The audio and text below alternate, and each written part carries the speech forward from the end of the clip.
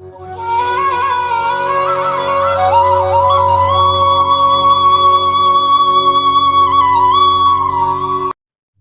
பக்தர்களுக்கு என் அன்பு வணக்கங்கள். ஓம் சாய்ராம். என் அன்பு குழந்தையே, எதற்காக பிடிவாதமாக காத்திருந்தாயோ, இது எனக்கு வேண்டும் சாயப்பா என்று நீ என்னிடம் பிடிவாதமாக எதை கேட்டாயோ அது நடக்கப் போகின்றது.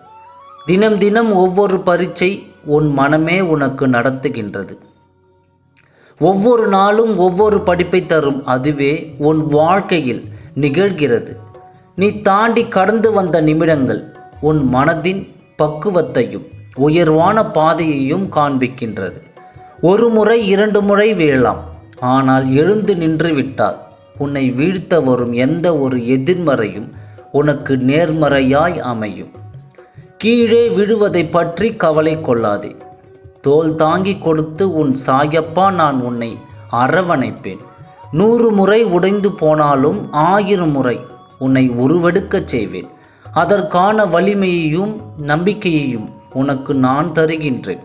அதனால்தான் நீ இவ்வளவு பிடிவாதமாக இருக்கிறாயோ என்னவோ.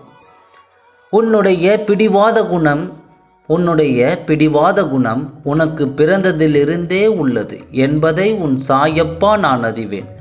கவலைப்படாதே. நீ பிடிவாதமாக எதை ஆசைப்பட்டாலும் அது உனக்கு நல்லதாகவே இருக்கும் பட்சத்தில் அதை நிறைவேற்றுவதே உன் அப்பாவின் கடமை. சிறு விஷயத்தை கூட பெரிதாக யோசித்து நீ நிம்மதி இல்லாமல் வருந்தாதே. உனக்கு வெளியில் இருக்கும் கஷ்டங்களை காட்டிலும் உன் மனதில் நீ யோசிக்கும் எண்ணங்கள் அதன் வெளிப்பாட்டாய் நீ மற்றவர்களிடம் பேசும் வார்த்தைகளால் தான் நீ செய்வது அறியாது. சக்தி இல்லாமல் தளர்ந்து காணப்படுகின்றாய். உனக்கு ஒன்று வேண்டுமென்றால் நீ பிடிவாதமாக இருப்பதில் தவறேதும் இல்லை. ஆனால் உன் பிடிவாதத்தால் மற்றவர்களை இகழ்ந்தும் காயப்படுத்தியும் நீ பேசக்கூடாது.